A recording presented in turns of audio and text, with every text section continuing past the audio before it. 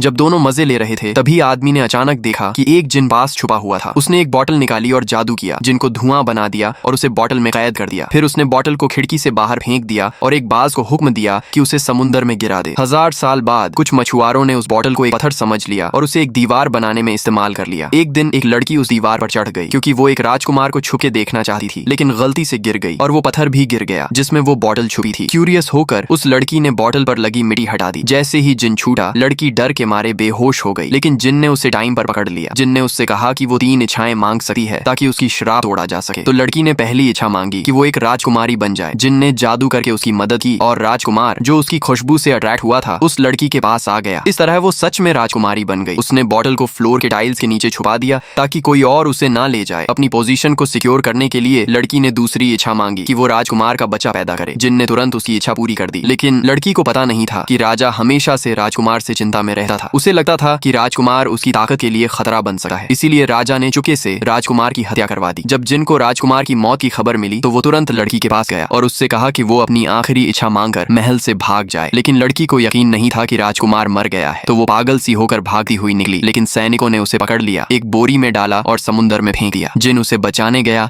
लेकिन एक राक्षस ने उसे रोका। जब राक्षस चला गया तो जिन समुद्र में कूद गया, लेकिन देर हो चुकी थी। लड़की डूब चुकी थी क्योंकि लड़की ने अपनी तीसरी इच्छा कभी नहीं मांगी। जिन एक बार फिर से फ्लोर टाइल्स के नीचे कैद रह गया।